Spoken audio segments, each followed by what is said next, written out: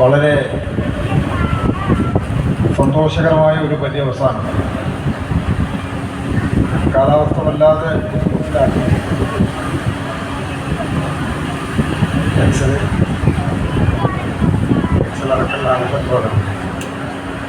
നമ്മൾ വലിയ ഒരുക്കങ്ങളൊക്കെ നടത്തിയിട്ടുണ്ടായിരുന്നു. ഞാൻ ഇന്നലെ പഞ്ചായത്തിൽ നിന്ന് പോകുന്ന സമയത്ത്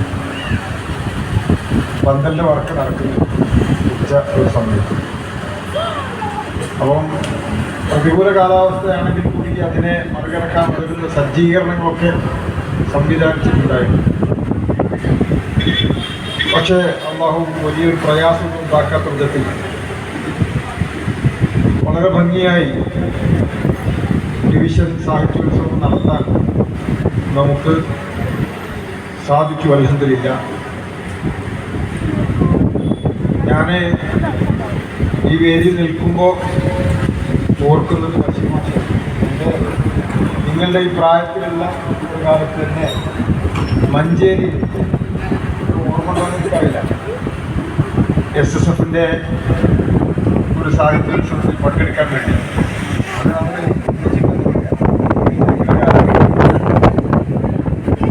അന്ന് എന്നെ കൊണ്ടുപോയപ്പോഴും എൻ്റെ പാലക്കാടിൻ്റെ പുറത്ത് ആദ്യമായി ഞാൻ ഒരു പരിപാടിയിൽ പങ്കെടുക്കുന്നത് അന്ന് ബഷീർ മാഷുണ്ട്, മറ്റേ ബഷീർ മാഷ് നമ്മുടെ പൂവാടി PC, ഞാനുൾപ്പെടെയുള്ള യൂസഫ് ഉണ്ടായിരുന്നു. ഞങ്ങളെല്ലാവരെയും കൊണ്ടുപോയി ഞാൻ ഓർക്കുകയാണ്. ഇത്തരം വേദികളിൽ നിന്ന് കിട്ടുന്ന ഊർജം എന്ന് പറയുന്നത് നിസ്സാരമല്ല, വലിയ പ്രചോദനദായകമായ ഒന്നാണത്. നമ്മൾ ഒരു ചെറിയ അംശമുണ്ടെങ്കിൽ അത് ഈ സ്വർണ്ണാഭരണശാലയിൽ അവിടെ തട്ടാൻ ഊതിപ്പെരുപ്പിക്കുന്നത് പോലെ അതിനെ ഊതി ഊതി ഊതി അതിൻ്റെ മാറ്റുകൂട്ടാൻ സാധ്യമാകുന്ന വിധത്തിൽ ശൈശവദശയിൽ തന്നെ കുട്ടികളിൽ ഉള്ള കലാവാസനകളെ, അഭിരുചികളെ പരിപോഷിപ്പിക്കാൻ ഇത്തരത്തിലുള്ള വേദികൾ നൽകുന്ന സംഭാവനകൾ ചെറുതല്ല. നല്ല മിടുക്കുള്ള എഴുത്തുകാരും അതുപോലെ തന്നെ വിഷയങ്ങളെ വിശകലനം ചെയ്യുന്നവരും കാര്യങ്ങൾ ഏതൊരാളുടെ മുന്നിലും വ്യക്തമായി ബോധ്യപ്പെടുത്താൻ അവതരിപ്പിക്കാൻ കഴിയുന്നവരൊക്കെ ഈ സമുദായത്തിന് ആവശ്യമുള്ള ഒരു കാലമാണിത്. ഞാൻ അതിലേക്കൊന്നും ദൃഢമായി കടക്കുന്നില്ല, ഭാവിയുടെ സമയമായിട്ട്. നമുക്കറിയാം, ഇന്നലെയും വെള്ളാപ്പള്ളി നടേശൻ്റെ വിശരുക്തമായ അദ്ദേഹത്തിൻ്റെ പ്രയോഗങ്ങൾ നമ്മൾ കേൾക്കുകയുണ്ടായി. മുസ്ലിം സമുദായത്തെ പച്ചക്ക് വർഗീയമായി ആക്ഷേപിക്കുന്ന പദപ്രയോഗങ്ങളാണ് വെള്ളാപ്പള്ളിയുടെ നാവിൽ നിന്ന് വന്നിട്ടുള്ളത്. അതോടൊപ്പം നിങ്ങൾ ആലോചിക്കേണ്ട ഒരു കാര്യം, ജീവിതത്തിൽ ഇന്നേവരെ ഒരു ഉറുമ്പിനെ പോലും രക്ഷപ്പെടുത്താൻ, ഞാൻ അങ്ങനെ പറയുകയാണ്, ഞാൻ ഈ വേദിയിൽ നിന്ന് പറയാനുള്ള ഒരു കാര്യം, ഏതാനും ദിവസങ്ങൾക്ക് മുമ്പാണ് കഴിഞ്ഞ 16-ാം തീയതി കടുവരത്തിലേക്ക് പോകേണ്ടിയിരുന്ന നിമിഷപ്രിയ എന്ന് പറയുന്ന ഒരു സഹോദരിയെ ജീവിതത്തിലേക്ക് മടക്കിക്കൊണ്ടുവരുന്നതിന് വേണ്ടി അഭിനന്ദനായ നമ്മുടെ ഉസ്താദ് കാന്തപുരം AP അബൂബക്കർ മുസ്ലിയാർ ചെയ്തിട്ടുള്ള ഒരു സേവനം എല്ലാ വാർത്താമാധ്യമങ്ങളും പൊതുസമൂഹവും അക്ഷരാർത്ഥത്തിൽ അപ്രിസിയേഷൻ ലഭിച്ച ഒരു പ്രവർത്തനമായിരുന്നു. നമുക്ക് അഭിമാനിക്കാൻ വക നൽകുന്ന ഒന്നായിരുന്നു. മുസ്ലിം സമുദായത്തിന്റെ നേതൃത്വത്തെ, അതിൻ്റെ അമരത്ത് നിൽക്കുന്ന ആളുകൾ അവരുടെ ക്വാളിറ്റി എന്താണ് എന്നുള്ളത് പൊതുസമൂഹത്തിൽ തിരിച്ചറിയാൻ ഉതകുന്ന വിധത്തിലായിരുന്നു അഭിനന്ദനായ കാന്തപുരം ഉസ്താദ് ആ വിഷയത്തിൽ ഇടപെട്ടിട്ടുണ്ടായിരുന്നു. 4 ദിവസങ്ങൾക്കപ്പുറം, ഇന്ന് 20-ാം തീയതിയാണല്ലോ, 16-ാം തീയതിയാണ് ആ വധശിക്ഷ മരവിപ്പിച്ചത്, 14-ാം തീയതിയാണ് കാന്തപുരം ഉസ്താദ് അതിൽ ഇടപെടുന്നത്.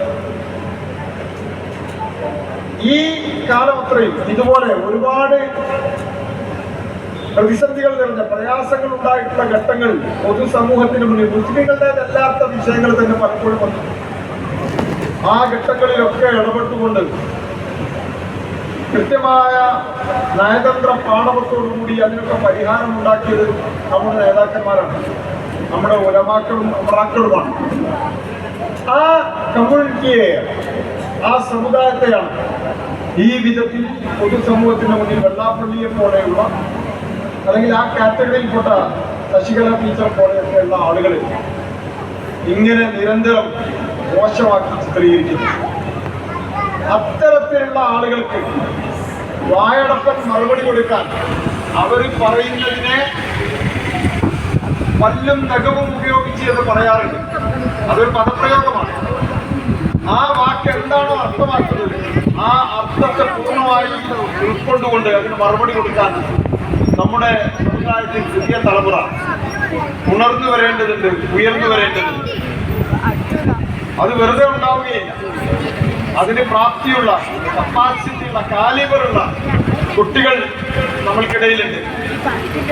ആ കുട്ടികളാണ് എൻ്റെ മുന്നിലിരിക്കുന്നത്.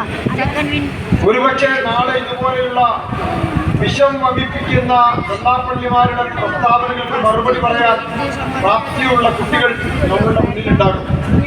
അള്ളാഹു അതിന് അവസരം നൽകട്ടെ എന്ന് ആത്മാർത്ഥമായി ഞാൻ പ്രാർത്ഥിക്കുകയാണ്. അപ്പൊ ഇതൊരു കലാസാഹിത്യ പരിപാടിയാണ്, സാഹിത്യോത്സവമാണ് എന്നുള്ള നിലയിൽ നമ്മൾ അങ്ങനെ ലഘൂകരിച്ച് കാണേണ്ട ഒന്നല്ല. ഈ സമുദായത്തിന്റെ സാംസ്കാരികമായ പൈതൃകത്തെ പരിപോഷിപ്പിക്കാൻ,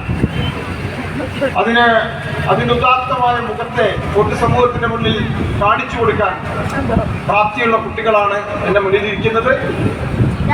അവർക്കെല്ലാം ഇനിയും വളരെ ഉയരങ്ങളും അതുപോലെ തന്നെ മികച്ച അവസരങ്ങളുമൊക്കെ താണ്ടാനും കൈവരിക്കാനും ഒക്കെ കഴിയട്ടെ എന്ന് ആത്മാർത്ഥമായി പ്രാർത്ഥിച്ചുകൊണ്ട് ഈ ചടങ്ങിന് എല്ലാവിധ നന്മകളും നേർന്നുകൊണ്ട് ഞാൻ അവസാനിപ്പിക്കുന്നു. ഒരിക്കൽ കൂടി വളരെ ഭംഗിയായി ഞാൻ ഇന്ന് രാവിലെ 7 മണി എങ്ങാണ്ട് ആയപ്പോഴേക്കുള്ള വേദി ഞാൻ അവിടുന്ന് കേട്ടിട്ടുണ്ട്.